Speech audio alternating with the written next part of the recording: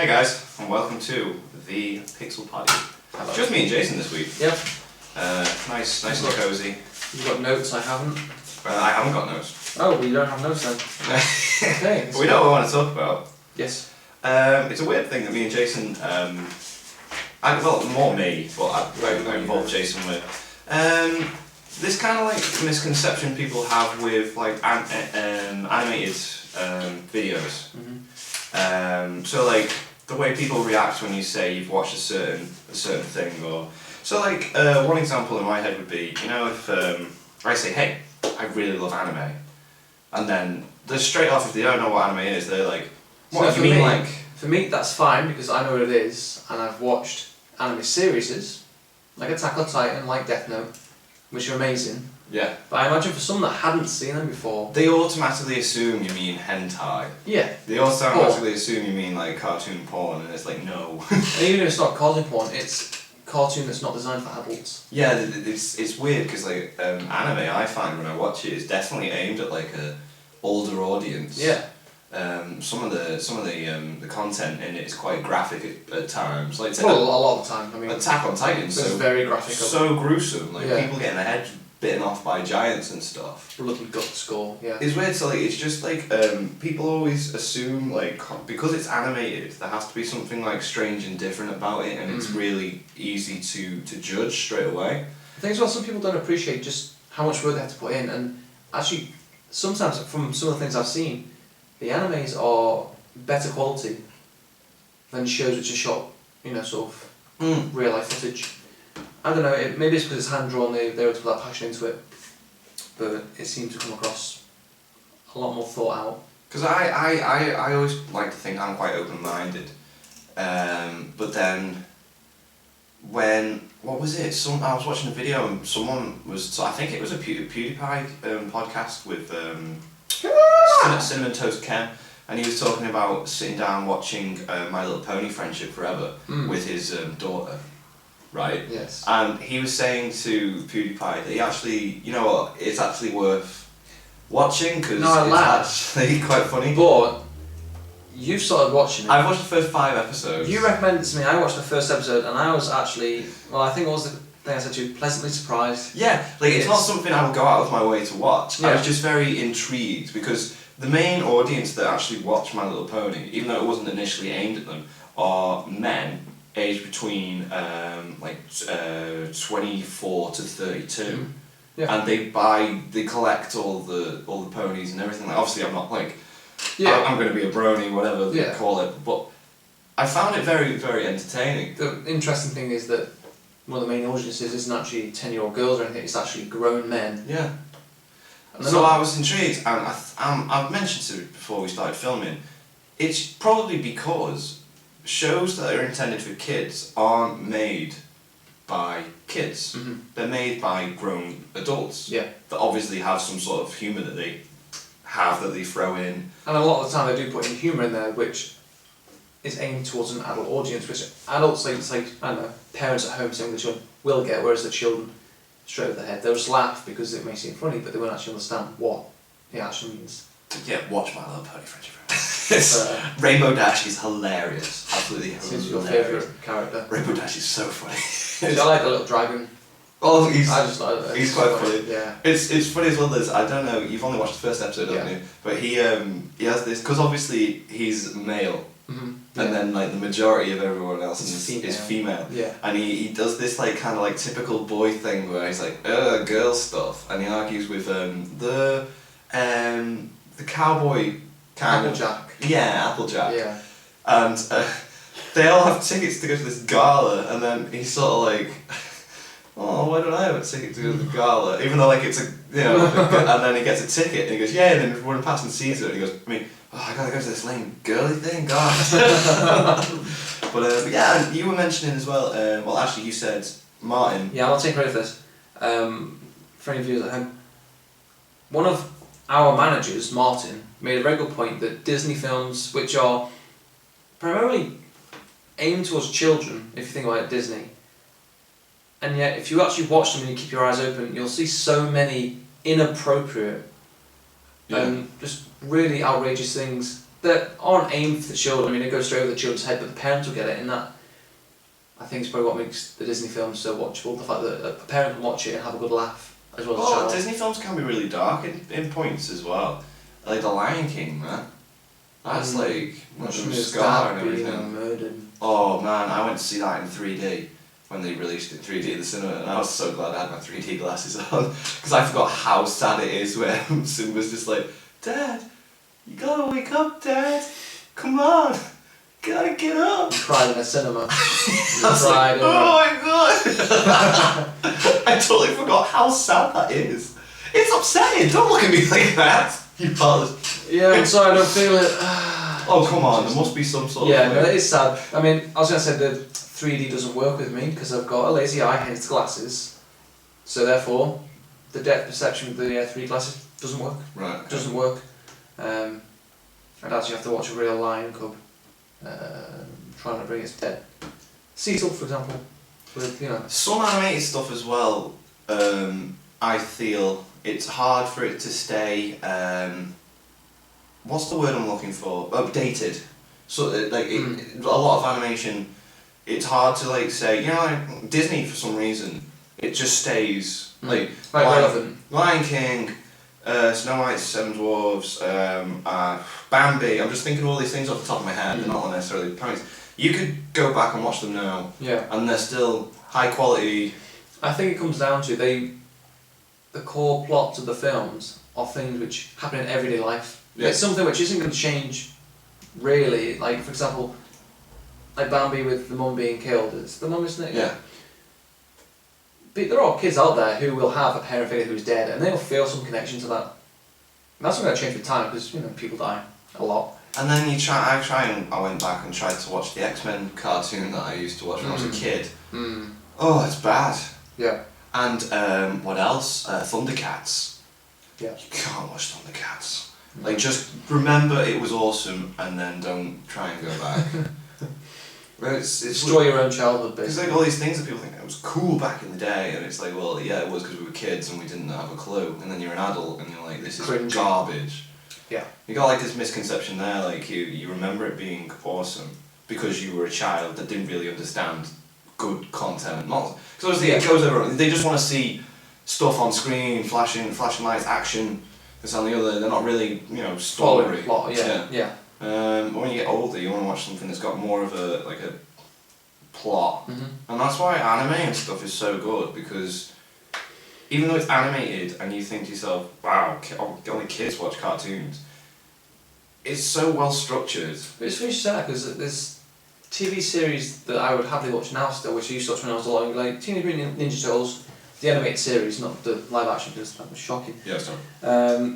But the animated series, I mean, I have fond memories of that, and I recently sitting down with my nephew watching like some of the later episodes. And I was like, this is still, I can still happily sit here and watch that. That is still good entertainment. I don't know. But then I don't get when people are like, oh, you watch cartoons, you watch this and the other, but then they'll happily sit down and watch like The Simpsons, yeah, The Family which Guy, is in itself a cartoon. An American Dad. It's the same thing. It's just that it's a comedy. And the difference is as well that is aimed at adults. Yeah. Exactly. Even though a lot of children still watch it. Yeah. Which is kind of funny thing about adults watching My Little Pony and children watching things like Family Guy and American Dad. They never get the right audience, do you? Yeah. But even, I mean, if it's a good show, anyone's going to watch it, aren't they? Rick and Morty. Yeah, anyone that hasn't watched, my God, watch you need Rick and Morty. It's on Adult Swim, just go across and have a look, and if you can't find it on there, YouTube, there's, I mean, Adult there's a lot Swim's of actually a good example of like animated stuff aimed at an older audience. Yeah. Metalocalypse, The Venture Brothers, Aqua Teen Hunger Force, Robot Chicken. I love all those shows. Right. And they're all aimed at. They are for adults. Yeah. But Robot Chicken works in a way that it's aimed at adults that used to watch cartoons when they were younger. Oh, so it uses references from So it references old cartoons. Yes. And then uses that as its basis for its humour. Which is nice actually, because if a child who hadn't obviously been in that era tried to watch it, they wouldn't, I don't think, fully get it. Yeah. So the fact you got that, you need to be of that sort of age group. That's nice. Rick and Morty's just like, come out of nowhere though for me. I think the way I found out about Rick and Morty was their Simpsons intro. Oh yeah, yeah, yeah. Yeah, the Simpsons had an intro made by the white guys. Crashed through the wall and killed the Simpsons, and then they tried to bring back to life. Basically, Rick is a smart scientist, very, very intelligent. In fact, he is the most intelligent. He's the smartest person in the universe. And his sidekick is his grandson, Morty, who is, in fact, the stupidest. But he's meant to be like one of the stupidest people in the universe. Yeah. So it balances out his brainwaves. Yeah. And it's basically their misadventures. And some of them are a bit dark. Yeah. Plus, we didn't mention that like Rick's an alcoholic. Oh yeah, alcoholic. He doesn't really care about anyone but himself, No. and that shows a lot. It shows a lot, but it's funny. It's good. He's got some good catchphrases as well. You know. What will I do now? What was I saying last night? Licking my balls, bitch. Oh man. It's definitely worth a watch. Even if it's just like a couple of episodes, I think that'll be enough for people to get into it. It's hard finding. That's the thing as well. If you ask someone to watch like a live action show, no problem, because it's like not this thing in the back of your head like oh that's why I wanted Mark in actually, because Jade really likes Death Note. For anyone else watching, Jade is Mark's girlfriend. And I really wanted him in today to talk about this because she was one of those people that was like anime, well that's lame. Yeah. And then I was like, well, watch Death Note. It's got a great story to it, even though it's this. And she came back and was like, damn, this is amazing. That show is awesome. She just loved it. And she was trying to get me to tell her spoilers for the thing and ask how it ends. And I was like, no, you need to watch it.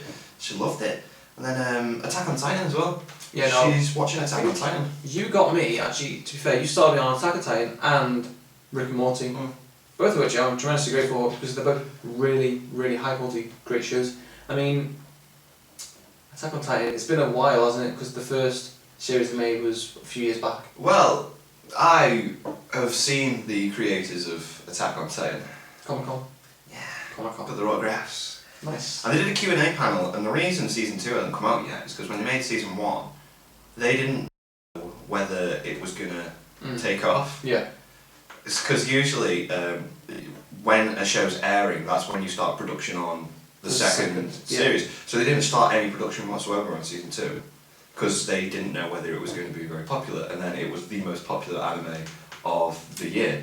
Like it was by far watched more than anything. And when you watched it, I can understand why that is. I mean, it's deep. It's got a lot of. Yeah, but then my mate Kieran watched it and he just like went, nah, don't like really? it. He watched the whole thing as well. He's that kind of person. He won't give you a real opinion until he's like. That's interesting. He said it was too predictable and he could tell everything that was going on. You see, I found a lot of surprise in it. I mean, maybe it's just because I was kind of just focusing on what's happening at the point and not thinking too far ahead, but I mean, I thought the surprises in it, the jumps and things, I thought they were well played. You just got to be willing to like give it a go. Like at least watch an episode or something. If someone suggests something, don't just go, well, is it animated? Yeah. Is it a cartoon? Is it an anime? Because it's content over like what it looks like. Yeah, exactly. I mean, I'm sure there's shows out there which people can just go, oh, that sounds really good, watching and go, actually, that's crap. Like it's easy to like, because of Netflix they go, oh, have you watched the Daredevil series? No, proper dark and gritty, and they'll watch it 'cause it's live action and plus Marvel's slightly on it, but oh, have you seen Attack on Titan? No, it's really dark and gritty. Yeah, but it's animated. Right, yeah. So it's like a cloud over it, if you will. People think of, they have associations with the. I feel like there shouldn't be like, is it a cartoon thought process? It should just be, is it a good show? But I think it is because of that stigma that adults believe that cartoons are for children. You know, you're not a child anymore, stop watching cartoons. Watch EastEnders. Ugh. Exactly. Probably going to lose some subscribers. No, with that. No, we're going to gain some. Yes, truth. Drop some truth bombs. The only kind of bombs we do drop. You know, kill kids in Kenya. Yes. So. But no, I don't really know where else to go with this conversation. For mine, I just wanted to like just briefly talk about my view on this, how people judge animated productions and that before even giving them a go. I mean, talking like on Netflix. I mean, I've seen I mean, there's animes on there like Sword Art Online, which I've never watched. It's good. Right, but long before I even asked you about it, I saw it and then I thought, no, and I haven't watched it. And then I came here and you suggested it. I mean, because I noticed you had the stuff from your shelf, didn't you? Yeah. And I was asking questions, and actually from the sounds of it, it sounds like a really good The idea is thing. class. And I don't know why, but just the, I don't know, the motivation to just sit there and watch it of my own free will, it just doesn't seem to be there at first. That's weird. And there's a lot of animations like that.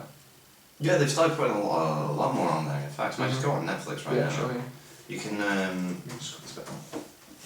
it's handy having this this laptop. It's like anime. Netflix it seems to just have everything, and I like that. And it doesn't treat it like it's this. Well, yeah, like it's got its own like exclusive anime shows that only you can watch on Netflix. Yeah. So they're aware that there's an audience. Like one of my favourites on here is Knights of Sidonia. That's really good. The animation style's different, and it's a Netflix exclusive anime. Oh, right, okay. That's what I found it quite intriguing about it. Harlock Space Pirate is a really good That's animated not movie. interesting. Harlock Space Pirate. It's class, right? And that was a Netflix exclusive No, movie. I haven't seen it, but it sounds interesting. He's a space pirate. Okay, well. And he looks freaking cool, and he's got a ship that just like I'm guessing his name is Harlock. It's so good, and that was only on Netflix. It's on Netflix only. But you can buy it on DVD now. The weird thing is, right, you've got the exclusives on things like Netflix, and I think that works because I think when Netflix first started, it maybe wasn't the biggest thing out there. You know, it had a small gathering, and then it's slowly built up a reputation. So they can do things like that. But I'm just going to go on a slight segue here. Top Gear. Now, Amazon, Yeah. of course, now doing. Well, whatever new the series, new show's called, Joe. But that's going to be an Amazon Prime exclusive. Now, I think that's a terrible idea.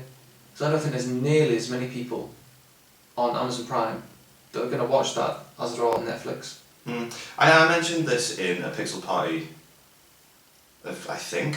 I've mentioned it in something anyway. Yeah, I mentioned it a couple of weeks ago. But, like I say, like people don't just drop in casual conversation, hey, did you watch that show on Amazon? Exactly. They're like, oh, did you see it on Netflix? Yeah.